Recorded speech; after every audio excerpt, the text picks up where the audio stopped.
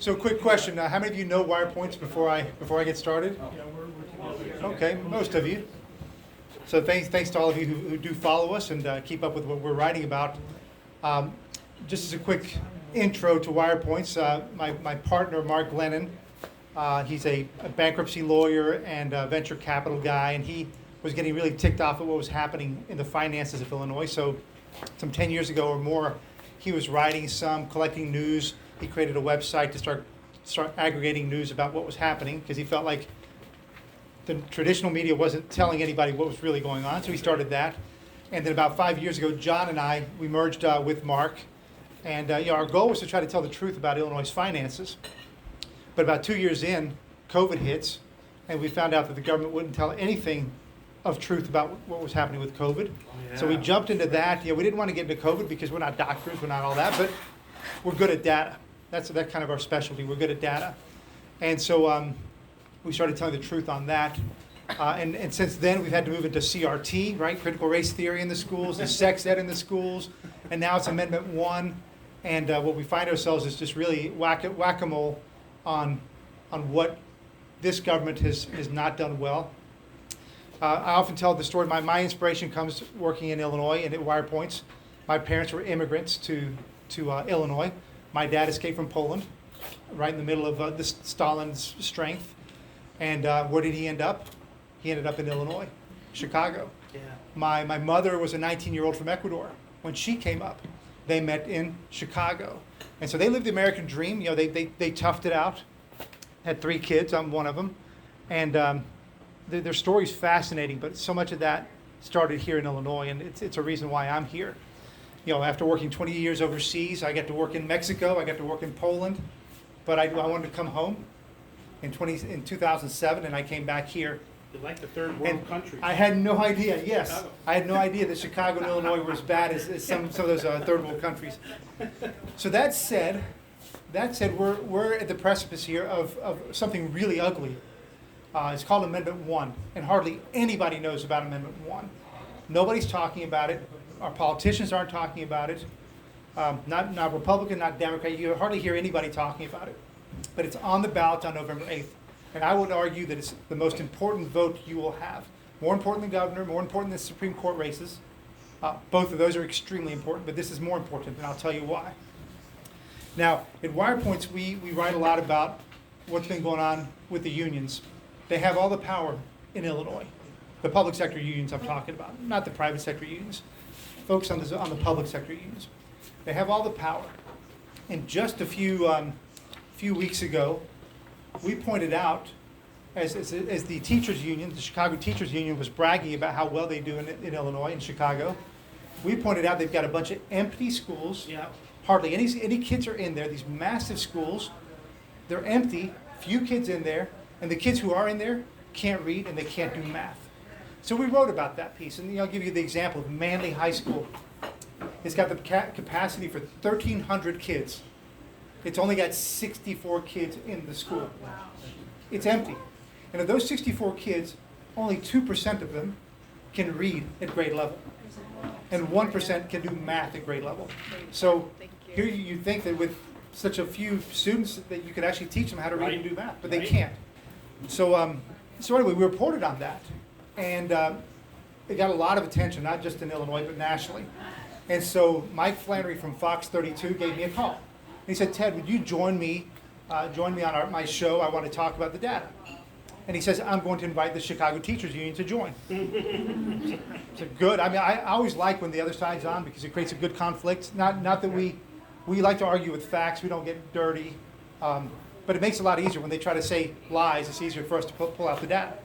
So he invites the Chicago Teachers Union. He calls them up, and they say, "No, we will not join with WirePoints." And they said, as a matter of fact, you can tell them this: F WirePoints. Wow. And it wasn't F, it was the full word. And they were on record for that. So my point about telling you this is that the union, rather than debate facts, come on the show, they have the gall, they have the audacity, they have the whatever you want to call it, just on the record, on the news, to tell another group, and we're using school district data, we're not using our own data, and they say F WirePoints. So I use that as an intro because that's the power these unions have. So let me get started here. So before I start talking about this Amendment 1, let me tell you something else. We're a 501c3. We're not-for-profit. And when it comes to these ballot initiatives, in November, this is on the ballot. You guys will be voting for it. We're meant not to take a position. So we're meant to educate more. So I will educate you on both sides of it. You guys will make your own decisions. But before I do, I want to set the stage for where Illinois is, so that when you're thinking about this, and when you're thinking about such a momentous vote, you should understand the situation Illinois is in. So the first chart I like to show is we have the highest property taxes in Illinois, bar none. Now, we always compete with New Jersey. New Jersey and Illinois, they go back and forth who's number one. But this is based on Adam, which is a financial company. We have, if you look at, you can't see here, these are all 50 states lined up. And on the far left is Illinois with the highest property taxes as a percentage of the average household, of the value of the house. So it's almost 2%. In places like Indiana and Kentucky, it's far less than 1%. So you can get the same home and pay half or less for your property taxes. So this is the starting point. The unions and the government have so much power that they're extracting a lot of your money for property taxes. The other thing we have is the highest pension debts. So this is Moody's is the rating agency. They're kind of like the credit scores of states, and they calculate all the pension debts. Illinois has by far the highest pension. It's higher than California and Texas, which are far bigger states. And what that means right here, this means future tax hikes, right? If we have all this debt, they got to come after Illinoisans to pay it. The other thing you should know is that our home values are growing the third slowest in the country.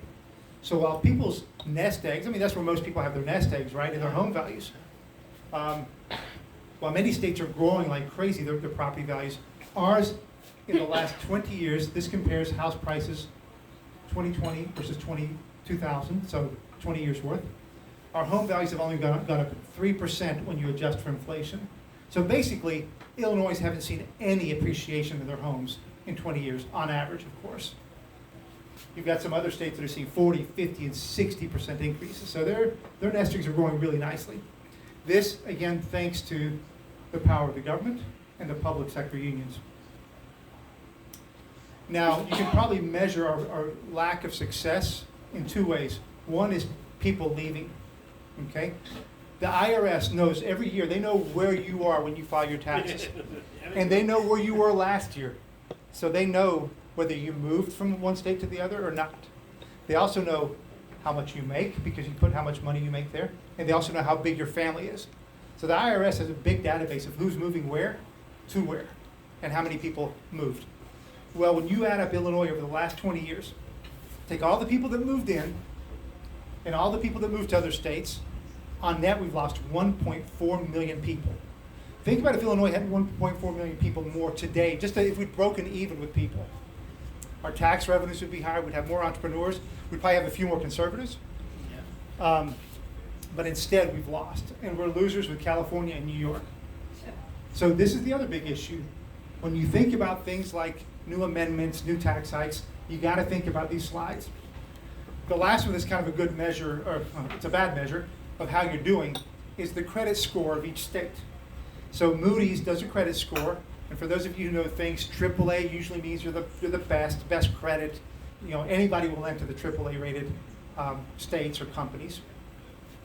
And up there you see Indiana, Iowa, and Missouri AAA rated. Okay? Look at Illinois, it's the worst rated in the state. And Chicago is all the way at the bottom. In the nation. In the nation, thank you, in the nation. And Chicago is already junk rated, and nobody wants to be what they call a junk rated. Illinois was almost junk rated until we got bailed out by all that COVID money. So this is the state of how you guys should be thinking about Amendment 1. Is it going to be good for Illinois or not? Is it going to be good for families or not? All right. So let me just take you through Amendment 1. Since has anybody seen the language of what Amendment 1 is? Okay, a few of you have. Let me just take you through quickly. I kind of highlighted, this is the actual language of the amendment. This is what the legislators passed. By the way, it was a bipartisan vote, sadly. 11 of the 18 Republican senators voted for it. All the Democratic senators voted for it. And in the House, all the Democrats voted for it, and there were 9 Republicans that supported it. So here, let me take you through the language. The first thing you should know is that whatever powers the public sector unions have in Illinois, and they're already the strongest in the country, they will be cemented into the Constitution. Now, some people will think that's awesome, fantastic, right? Okay? And some people will vote for that. Strongest union powers in the country, and they'll be cemented into the Constitution. And not only will it, not only will it do that, but it creates a new right. And this right is the public sector unions will have the right to collectively bargain and organize. And that's what's going in the Constitution. So it creates a right, just like freedom of speech and freedom of religion. Now it's the freedom to organize. And then it does one other important thing. It protects not just negotiating, not just wages and hours, but it adds 2 new words: economic welfare and safety. So in the Constitution, public sector workers will have their economic welfare protected in it. Now, who knows what economic welfare means? It can mean anything, anything, especially when you talk about the public sector unions and their powers, and when you're talking about Illinois.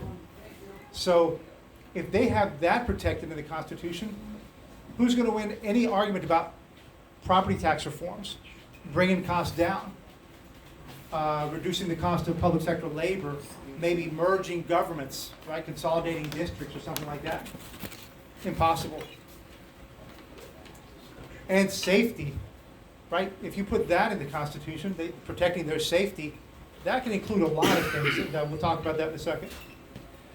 The other thing that's fascinating, no laws, this is in the Constitution, no laws can diminish those collective bargaining rights. So imagine that you wanted your legislature to vote on some kind of relief on labor costs to bring down property taxes. No way. Because it says no laws can be passed that diminish their rights to collectively bargain. And if they've already bargained some kind of benefits, how would that ever be unwound? So you guys may notice this kind of language in the Illinois Constitution. It says that pensions, public sector pensions, cannot be diminished. They can only go up, but they can never be diminished. Well, this one says here, no law should be passed that interferes with, negates, or diminishes the right of employees to bargain over wages, economic welfare, safety. So you can see where this gets really, really tough. So, I'm sorry, is it only the union leaders that have this power, so they won't bring it to the union people? It'll be basically the union leaders that will have this. Let me give you an example in just a second, okay? I'll answer that. And the third part of this thing is it basically blocks right to work for the private sector, okay? So for the private sector, that means, so if you go to a lot of the southern states, more than half the states in the country now allow you to choose whether you want to be in a private sector union or not. You're not forced to be in a union just to have a job. Like Chicago.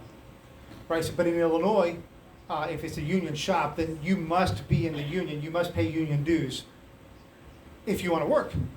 Now, if you don't want to work, all right. So this thing will make sure that we will never become a right-to-work state. Now, Indiana's already a right-to-work state. Wisconsin's a right-to-work state. Kentucky's a right-to-work state. Iowa's a right-to-work state. Only Missouri is not. So we would not be able to compete as a right-to-work state with our neighbors. Now, here's an important point. How many of you guys have seen the ads on TV that show the nurse? He's a male nurse. Yep. Private sector. He says, I'm protected. I want to do what's good for the people in the hospital without being fired and all that. Okay, so this ad is about the private sector and how this amendment would protect them. and safety and all that. Well, none of that adds true because the federal laws supersede any private sector laws on labor in Illinois. Across the country, federal laws supersede. So this amendment has no impact. So those ads are not telling the truth. What they're trying to do is make people think that the amendment's all about protecting private sector workers. It's just not true. They're already protected by federal law. And the sponsor of the amendment, Representative Villabalum, he said so himself during the committees. He said, as federal labor law stands today, the amendment would not apply to the private sector. So the point is, ignore the ads because they're not true. So let me close this thing by saying, here's what supporters would say about the bill, about the amendment. Here's how they would, some of them might argue it. It's in John and I put this together, so it's kind of in our words. They may not say it this way, but so they might say, and this is true, that when you take these new rights and this new cementing of the powers of the unions into the Constitution, we will give these unions the most power in the country to fight for higher compensation, more social justice programs, and additional tax revenues to fund all that. Now, that's really good if that's what you want. And a lot of pro-public sector unions want that. And if that's what you guys want, this is the amendment for you. All right? I have a question. Yes, sir. Now, does the government union, they talk about like the senators and state representatives, can they unionize? Well, it says that anybody can unionize, and it's interesting. I don't think we have that in here, do we? The language. But in theory, they could, which would be really weird, right? Mm-hmm. Last thing we want is our own representatives unionized. Well, if you go back a little bit, we can talk about that language that they say anyone, if you... Right, keep going, one more. Right there. Shall have fundamental right to representatives of their own choosing, so employees. That's the issue. So employees and state reps would be employees. They have the right to unionize through representatives of their own choosing, so they can create their own unions. So you can have all kinds of unions being created. One of the risks is that everybody starts creating unions, little unions, and kind of have chaos. And then you have people suing each other, employers suing the new union suing employers. This is a crazy amendment. So a second argument, a supporter might say, look, this vastly, let's say you're the teacher union. Oh, this vastly increases our powers.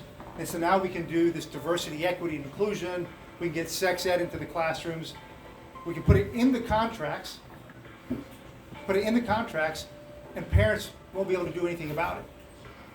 And we've already seen the teachers union try that. They're doing that kind of stuff. So this will make it much easier. So this is the real risk for some people. Well, maybe I'll save that for a second.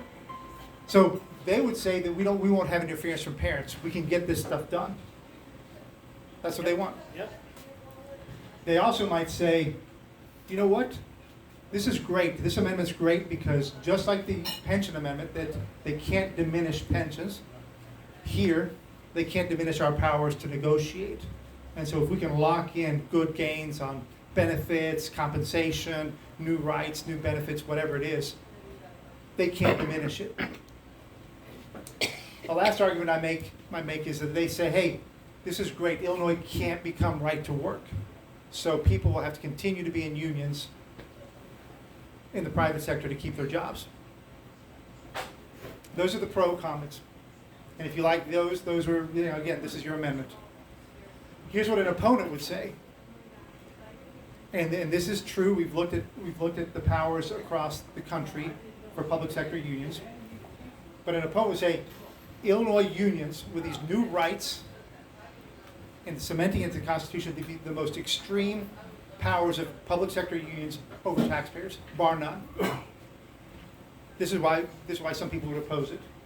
Number two, some people will say, The people in the public sector get guaranteed long-term contracts, they get guaranteed pensions, lifetime pensions, free retiree health care, all kinds of benefits. And the private sector, who pays for them, for all those benefits, doesn't get any of those. So this is locking in one class of workers who gets all kinds of benefits and forces the second class, the private sector class, to pay for them, no matter what.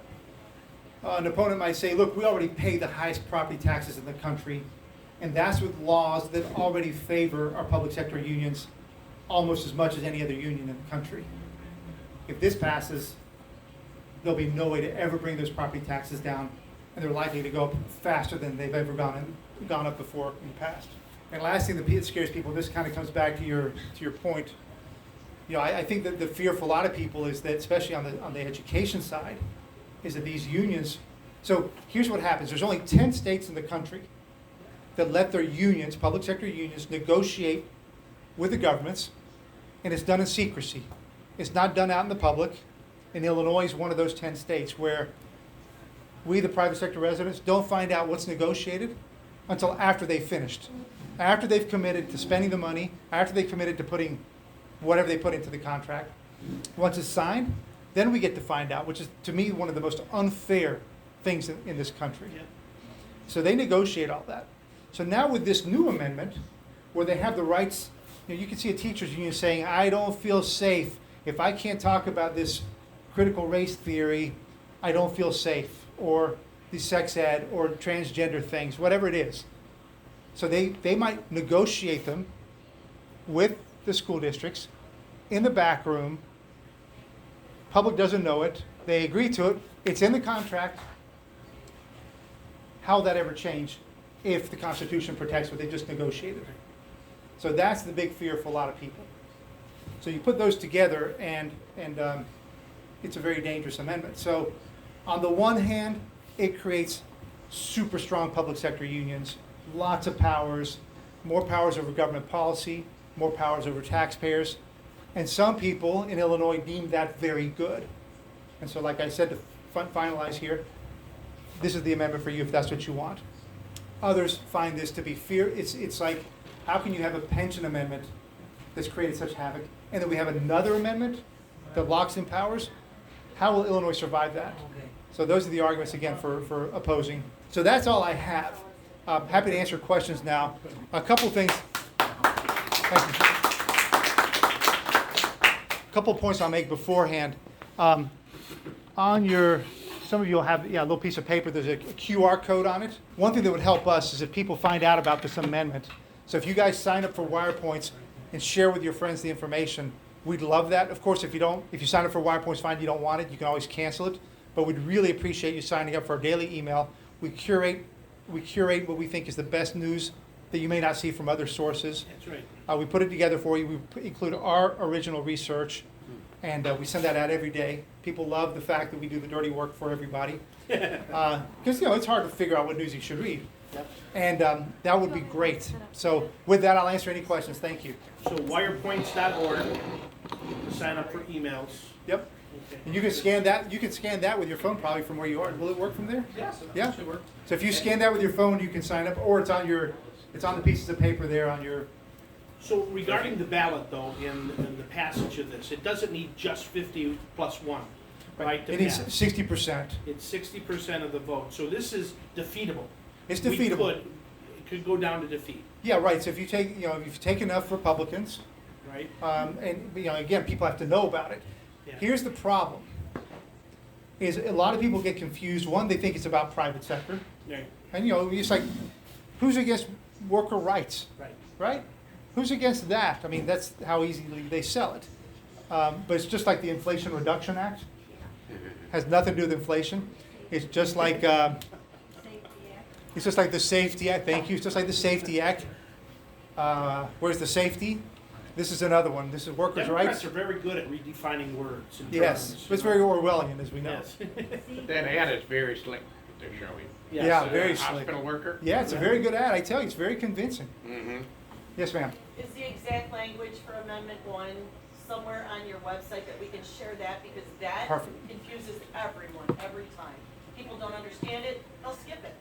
So we just went live this morning with a webpage, Amendment 1, so you'll see it if you go. And there we break out the language of the amendment, what the pamphlet's gonna say.